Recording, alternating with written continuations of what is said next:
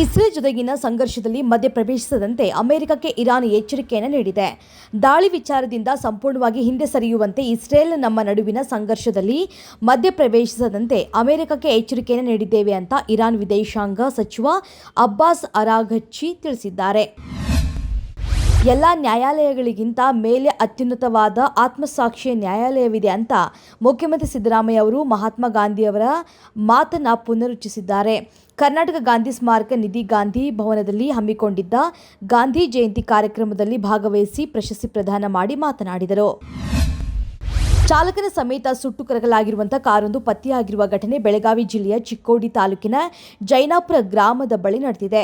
ರಾಷ್ಟ್ರೀಯ ಹೆದ್ದಾರಿ ಪಕ್ಕದಲ್ಲಿ ಸುಟ್ಟು ಕರಕಲಾದ ಸ್ಥಿತಿಯಲ್ಲಿ ಕಾರು ಪತ್ತೆಯಾಗಿದ್ದು, ವ್ಯಕ್ತಿಯೋರ್ವರ ಶವ ಕಾರಿನೊಳಗಡೆ ಸಂಪೂರ್ಣವಾಗಿ ಸುಟ್ಟು ಹೋಗಿರುವ ಸ್ಥಿತಿಯಲ್ಲಿ ಕಂಡುಬಂದಿದೆ. ಕಿತ್ತೂರು ಉತ್ಸವದ ಜ್ಯೋತಿ ಬೆಳಗುವ ವೇಳೆ ಸಿಎಂ ಸಿದ್ದರಾಮಯ್ಯ ಅವರ ಬಟ್ಟೆಗೆ ಬೆಂಕಿ ಹೊತ್ತಿಕೊಂಡಿದ್ದು, ಇದನ್ನು ಕಂಡ ಗನ್ಮ್ಯಾನ್ ಕೂಡಲೇ ಬೆಂಕಿಯನ್ನು ನಂದಿಸಿದ್ದಾರೆ. ಇದರಿಂದ ಅನಾಹುತ ತಪ್ಪಿದಂತಾಗಿದೆ. ವಿಧಾನಸೌಧದ ಮುಂಭಾಗ ಆಯೋಜನೆ ಮಾಡಿದ ಕಿತ್ತೂರು ಉತ್ಸವ ಕಾರ್ಯಕ್ರಮದಲ್ಲಿ ಈ ಘಟನೆ ನಡೆದಿದೆ ಎನ್ನಲಾಗಿದೆ.